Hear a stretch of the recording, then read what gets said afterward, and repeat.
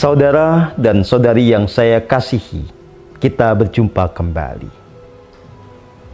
Dan pada momen ini saya menyabdakan agar Anda semua sungguh-sungguh bisa menemukan kebahagiaan yang sejati. Saya melimpahkan energi kasih yang paling murni kepada Anda semuanya.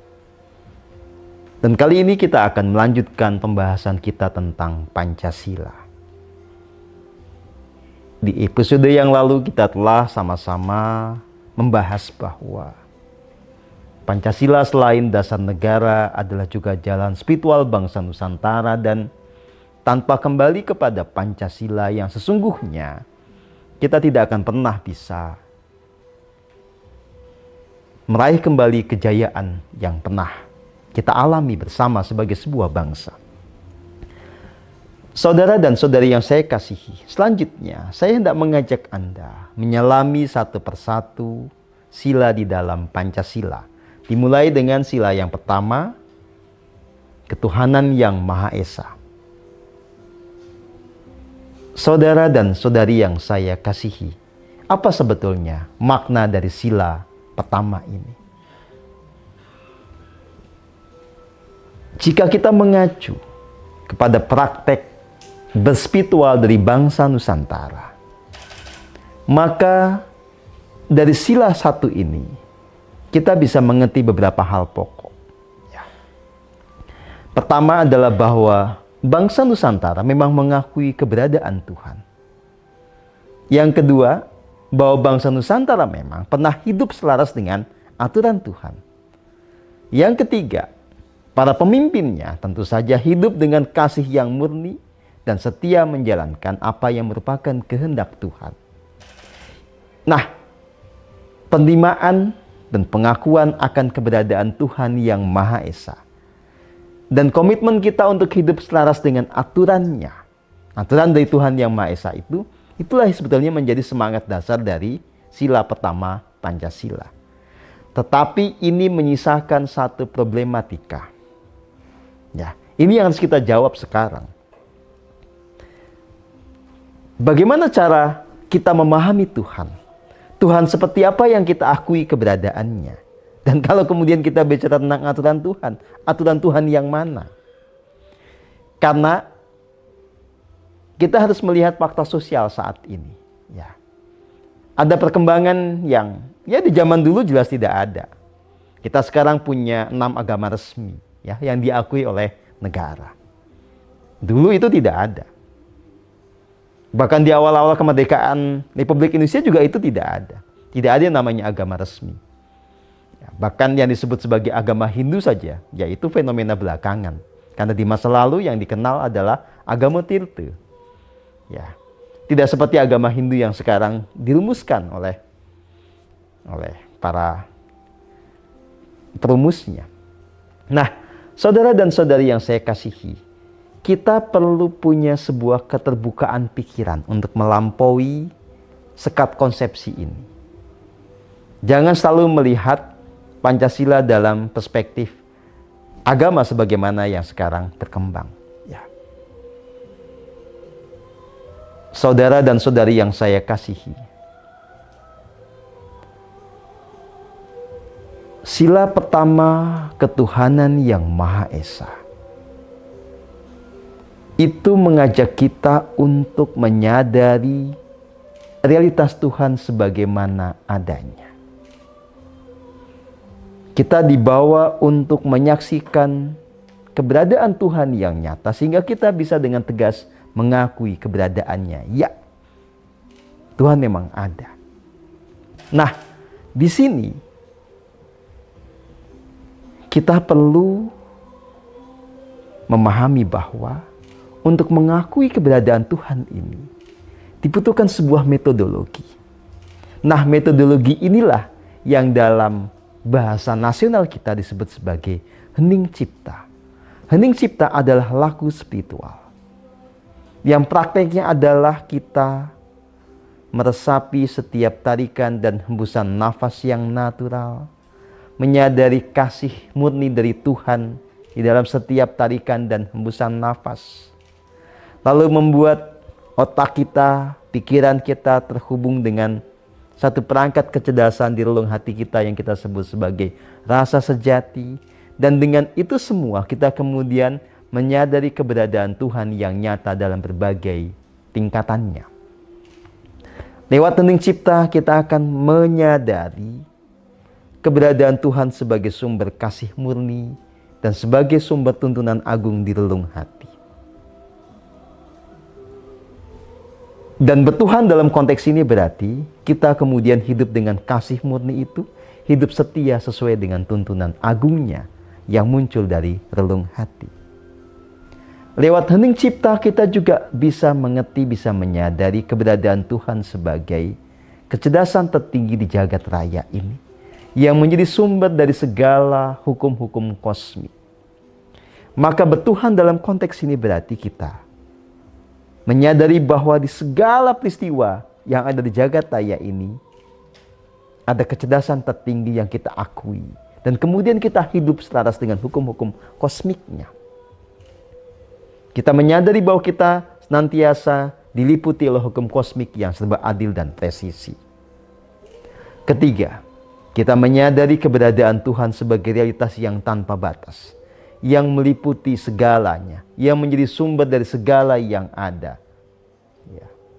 Dalam bahasa spiritual, kita menyadari keberadaan Tuhan sebagai kekosongan absolut yang meliputi segala yang ada, yang memangku segala keberadaan. Nah, saudara dan saudari yang saya kasihi, ini adalah sudut pandang spiritual tentang Tuhan, yang tentu saja bisa berbeda dengan apa yang biasa diungkapkan oleh para tokoh agama. Ya, dan bisa juga berbeda dengan mereka yang mencoba memahami Tuhan lewat pendekatan filsafat spekulatif. Saudara dan saudari yang saya kasihi, sekali lagi untuk menghayati keberadaan Tuhan yang nyata, kita perlu menjalankan laku hening cipta.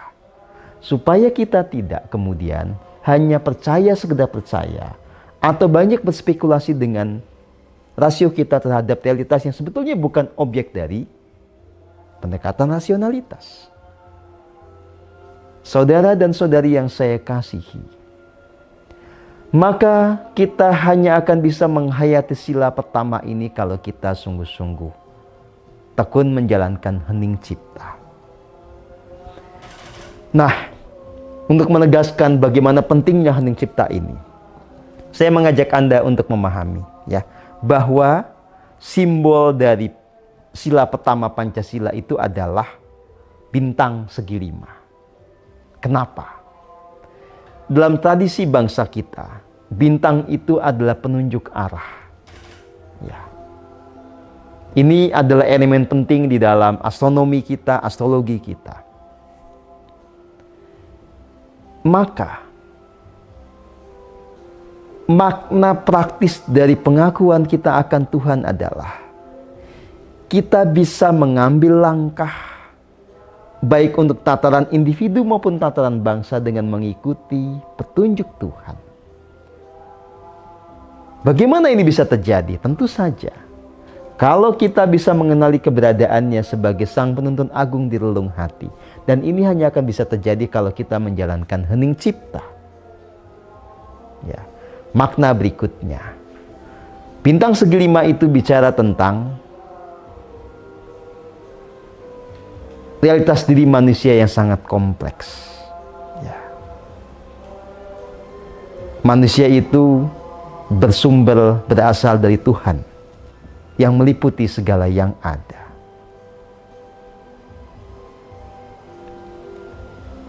Dari keberadaannya terejawantahkan satu entitas yang kita kenal sebagai jiwa, yang kemudian dia memiliki tubuh ini ketika dia menjadi manusia. Kalau jiwa ini adalah realitas yang non-empirik, non-material, maka tubuh ini sebagai bungkus dari jiwa adalah realitas yang empirik dan material. Sebagai manusia, ya. Kemudian kita juga punya yang namanya nyawa, punya yang namanya pikiran. Nah, Bintang segi 5 itu menjelaskan bagaimana proses evolusi manusia. Bagaimana agar manusia yang berasal dari Tuhan itu kemudian bisa menumbuhkan benih keilahian, bisa bertransformasi, mencapai puncak evolusi sebagai manusia ilahi.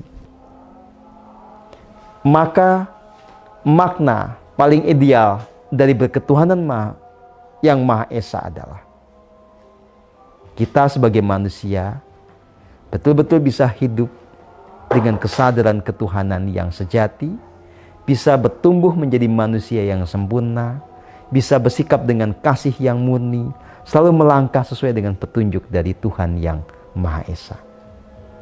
Nah, saudara dan saudari yang saya kasihi, sekali lagi, ini tidak mungkin terjadi kalau kita tidak menjalankan hening cipta.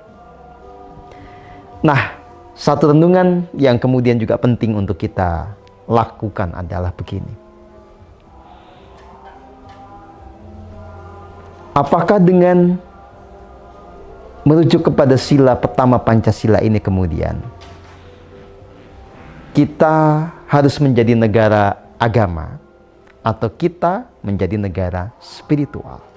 Jika melihat sejarah bangsa Nusantara, melihat bagaimana Pancasila digali dari tradisi luhur bangsa Nusantara, maka jawabannya jelas. Dengan Pancasila, dengan sila pertama ini, ketuhanan yang Maha Esa, kita harus menjadi bangsa spiritual, menjadi negara yang melandaskan kehidupannya pada spiritualitas, kepada esensi. Ya. Nah, kita tidak mengunggulkan, tidak mengacu kepada salah satu agama, tetapi kita memberi kesempatan, memberi sebuah kebebasan pada semua orang untuk memilih agama yang cocok buat mereka. Bahkan sebetulnya kalau kita mau konsisten pada Pancasila, bangsa Nusantara, bangsa Indonesia ini boleh tidak beragama asal dia bertuhan, asal dia menekuni spiritualitas. Yang penting adalah dengan cara berspiritual yang benar, kemudian dia bisa menemukan kebahagiaan, bisa bersikap yang tepat mengikuti tuntunan Tuhan yang nyata yang muncul dari relung hati, bisa betul-betul hidup dalam harmoni. Harmoni dengan sesama manusia, harmoni dengan lingkungan, ya. Bisa membangun pola bernegara yang tepat, ya, yang konstruktif, menjauhkan diri dari sikap koruptif, dari sikap destruktif terhadap lingkungan, dan seterusnya. Nah, saudara dan saudari yang saya kasihi, tidak mudah kita untuk kemudian sampai pada titik kesadaran seperti ini. Karena telah cukup lama pikiran kita itu disekat oleh yang namanya perspektif agama yang dogmatik. Ya. Tapi kalau kita mau kembali kepada kejayaan sebagai bangsa Nusantara, kita mesti berani keluar dari kondisi kayak begini. Kita mesti membongkar perspektif kita. Kita harus membebaskan jiwa kita untuk menemukan kebenaran yang sejati. Dan tidak ada jalan lain kecuali sungguh-sungguh kita menekuni spiritualitas, kita menjalankan laku hening cipta. Agar kita mengalami kenyataan, ya. Agar kita tidak hanya percaya sembarang percaya pada apapun. Dan agar kita tidak sibuk berspekulasi tentang sesuatu yang tidak bisa dijangkau dengan pikiran kita. Saudara dan saudari yang saya kasihi, ini tantangan buat Anda semua. Beranikah Anda betul-betul kembali kepada nilai Pancasila yang sejati? Beranikah Anda kembali kepada kehidupan berspiritual yang sesungguhnya, yang murni, yang dulu juga dipraktekkan oleh para leluhur kita? Jika Anda berani, maka kita punya kesempatan untuk betul-betul memperbaiki negara bangsa ini, meraih kembali kejayaan yang sempat sirna. Selamat merenungkan semuanya. Merdeka.